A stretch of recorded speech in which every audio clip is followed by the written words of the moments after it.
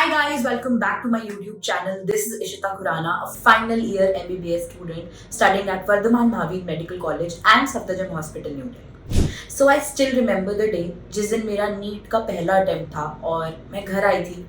मेरे चेहरे से ही शायद कोई भी उस दिन ये बता सकता था कि मैं बिल्कुल भी खुश नहीं हूँ जो भी मैंने अटेम्प्ट किया है उससे. एंड आंसर कीज और ये सारी चीज़ तो बाद में आती, बट मेरे वो जो एक्सप्रेशंस थे, मेरी वो जो फीलिंग थी, वो सब कुछ बयां कर पा रही थी. और मेरे पेरेंट्स कहीं ना कहीं ये बात समझ गए थे कि मैं बहुत ही उदास हूँ. और इनफैक्ट मैं खुद से भी बहुत गुस्सा थी क्योंकि मैं जितना अच्छा करना चाहती थी नीट में उतना अच्छा मैं नहीं कर पाई थी. And there were a variety of reasons for the same.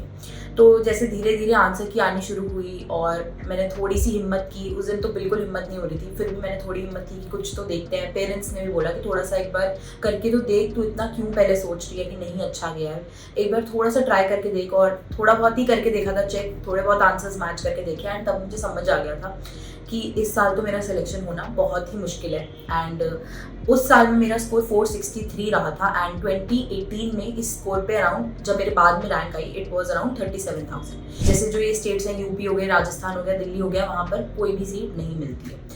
तो मुझे ये चीज़ उस दिन कहीं ना कहीं समझ आ गई थी कि मेरा इस साल सिलेक्शन तो नहीं होने वाला है. वो दिन था जिस दिन मैंने अपनी मम्मी से बोला कि बस मैं मतलब आई क्राइड लाइक एनीथिंग, क्योंकि मुझे ऐसा लगा था कि मेरी लाइफ का फेलियर इतना बड़ा, मुझे ऐसा लगा कि वो मेरे लिए एक फेलियर है और मेरी लाइफ का शायद इतना बड़ा फेलियर मैं पहली बार फेस कर रही हूँ. क्योंकि मुझे ऐसा लगता है कि एक उस टाइम पे एक 16-17 साल का बच्चा, उसके लिए यही चीज़ जिससे उसने अपना ड्रीम समझ लिया हो, जिससे उसने अपना पैशन समझ लिया हो, जिसके लिए वो तैयारी कर रहा हो, और जब वो टूट जाए ना, तो वो जो हार्ट ब्रेक होता है ना, उसकी फीलिंग अलग ही होती है. और जितने भी लोग अभी उस स्टेट में है ना, मैं अभी शायद वो चीज़ नहीं समझ पा रही होंगी, बट मैं भी वहाँ पर एक दिन थी. तो वो हार्ट ब्रेक था. मैं बहुत रोई. मम्मी के पूरा गले से लगा के पूरी रात रोती रही. फिर धीरे धीरे करके लोगों ने समझाया, पेरेंट्स ने समझाया कि कोई बात नहीं, हम एक सेकंड चांस भी ले सकते हैं, हम कुछ और भी ट्राई कर सकते हैं. 2-3 दिन बाद, 4 दिन बाद मैं धीरे धीरे खुद को समझाना शुरू किया कि मुझे कहाँ क्या गलतियाँ हुई. मुझे वो ना धीरे धीरे समझ आने लगी कि मेरी प्रिपरेशन में ये गलती थी, मेरी अटेम्प्ट मैंने ऐसे गलत किया, मैंने ये चीज़ गलत की. और खुद को इतना स्ट्रॉन्ग बनाने की कोशिश की कि मैं उन गलतियों का सबसे पहली बात एक्सेप्ट कर पाऊँ, उन गलतियों को, और फिर उन गलतियों को ठीक कर पाऊँ. देखो, अगर आप मेरी वाली स्टेट में हो तो मैं सबसे पहली चीज़ जो आपको रिकमेंड करूँगी वो है गिव योरसेल्फ सम टाइम. कोई भी ऐसा इंसिडेंट होगा तो ये बहुत नेचुरल सी चीज़ है कि आपको बुरा भी लगेगा, आप उसके लिए रोगे भी, और आपका वो एक हार्ट ब्रेक भी होगा. That is a very factual thing, मतलब इसको हम बदल नहीं सकते. बट आपको खुद को टाइम देना है ये समझने के लिए कि ऐसा क्यों हुआ. देखो, इसके बहुत सारे रीजंस हो सकते हैं. हो सकता है कि आपने पढ़ाई नहीं की. चलो, आपने पढ़ाई नहीं की तो आपका एग्जाम अच्छा नहीं गया, तो अगर पढ़ोगे नहीं तो एग्जाम अच्छा नहीं जाएगा. दूसरा एस्पेक्ट हो सकता है कि आपने पढ़ाई तो की थी लेकिन फिर भी आपका इस बार स्कोर अच्छा नहीं आया, तो ये दूसरा एस्पेक्ट हो गया इस चीज़ के लिए. अब पढ़ाई की थी और फिर भी स्कोर अच्छा नहीं आया, तो यहाँ पे आपको थोड़ा सोचने की जरूरत है कि पढ़ाई भी की फिर भी स्कोर अच्छा नहीं आया, तो हो सकता है कि आपके साथ कोई ऐसा इंसिडेंट हो गया हो, या फिर कोई ऐसी चीज़ कि आपकी तबीयत खराब हो गई, आप उतना अच्छा अटेम्प्ट नहीं कर पाए, आपका सर दर्द हो रहा था, कोई भी रीज़न हो सकता है, आपका हेल्थ इशू हो सकता है, या कोई फैमिली प्रॉब्लम हो सकती है. एक तो ये हो गया रीज़न. और दूसरा कि आपका साथ सब कुछ ठीक था, आपकी तैयारी भी अच्छी थी, लेकिन फिर भी आपका स्कोर नहीं. आप इनमें से कोई भी हो, आपको सबसे पहले आपकी जो भी गलतियां हैं, आपसे जो गलतियां हुई हैं, या जो भी आपके साथ हुआ है, उसको पहले एनालाइज करना जरूरी है. सबसे पहले तो खुद को टाइम दो. उसके बाद ये एनालाइज करने की कोशिश करो कि ऐसा क्यों हुआ कि मैंने तैयारी भी पूरी की थी पर फिर भी मेरा स्कोर नहीं आया. कुछ तो देखो ऐसा रीजन होगा. जब तक आप ये चीज समझोगे नहीं कि आपसे गलती क्या हो गया, तब तक आप सुधार नहीं पाओगे. और ये मैं आपको एज अ ड्रॉपर बात लिख के देना चाहती हूँ. आप ये बात लिख के ले लो मेरे से. अगर आपको ये नहीं पता कि आपसे क्या गलती हुई है और आपको उसे कैसे सुधारना है, तो आप चाहे 1 ड्रॉप ले लो, चाहे 2 ड्रॉप ले लो, चाहे 4 ड्रॉप ले लो, स्कोर ऐसे नहीं बढ़ता है. The first step you have to take before taking a drop it is कि आपको ये समझना है कि आपसे क्या गलती हुई है, वो ढूंढनी है. अब बात आ जाती है कि आपको क्या ड्रॉप लेना चाहिए, आपको कुछ और ऑप्शंस एक्सप्लोर करने चाहिए. तो देखो, अगर आपका केस ए है कि आपने पढ़ाई नहीं की थी और आपका एग्जाम में अच्छा नहीं हुआ और आपको ड्रॉप आप लेना चाहते हो, तो that is up to your choice. आपको ये देखना है कि क्या आप एक साल में इतना सारा सिलेबस कवर कर पाओगे, क्या आप ड्रॉप लोगे तो आप वो फ्रूटफुली पढ़ पाओगे, और आपने पढ़ाई क्यों नहीं की है, क्या आप इस साल पढ़ाई करोगे या नहीं, ये आपको खुद से पूछना है. शुरू के 1 महीने 2 महीने हर कोई पढ़ाई करता है। क्या आप पूरे 1 साल डेडिकेटेडली पढ़ाई करना चाहते हो इसके लिए, प्लस आप आगे as an MBBS student, as a doctor आप पूरी अपनी 10 से 12 साल पढ़ाई के लिए, डू यू एंजॉय स्टडिंग, क्या आप उसके लिए तैयार हो? ये भी चीज़ आपको अभी सोचनी है।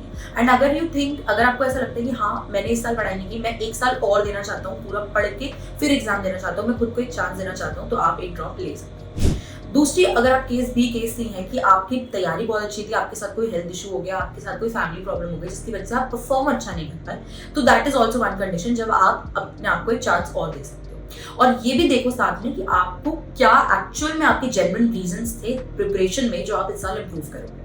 फिर कैटेगरी एक होती है कि जब आपको लग रहा है आपने हर चीज करके देख लिया, आपने बहुत अच्छे से पढ़ लिया, इससे अच्छा पढ़ ही नहीं सकते तो, और फिर भी मार्क्स नहीं है। यहाँ पे देखो, this is the most difficult situation to analyse कि अब क्या गलती हो गई, जब मैंने सब कुछ किया फिर भी मेरा क्यों स्कोर कम आ रहा है। This is the most difficult situation. यहाँ पे आप अपना टाइम लो, 5 से 6 दिन लो, 1 हफ्ता लो, और ये समझो कि जो आपके, अगर आपका कोई बहुत अच्छा फ्रेंड है, जैसे मेरे कुछ अच्छे फ्रेंड्स थे जिनका फर्स्ट अटेम्प्ट में हो गया था और मेरा नहीं हुआ, तो मेरे लिए ये था कि यार मेरा वो जो दोस्त है उसने ऐसा क्या किया जो मैंने नहीं किया, जिसकी वजह से उसका हुआ और मेरा नहीं हुआ। और मेरे ना दिमाग में वो क्वेश्चन मुझे इतना तंग कर रहा था कि भाई ऐसा उसने क्या किया था जो मैंने नहीं किया। देखो इस टाइम पे ये होता है कि कोई किसी दोस्त का सिलेक्शन हो गया, किसी का नहीं हुआ, तो लोग यूजुअली क्या करते हैं कि उनसे थोड़ा जेलस फील करने लग जाते हैं या इन्फीरियर खुद को समझने लग जाते हैं। बट मैंने ऐसा कभी नहीं सोचा।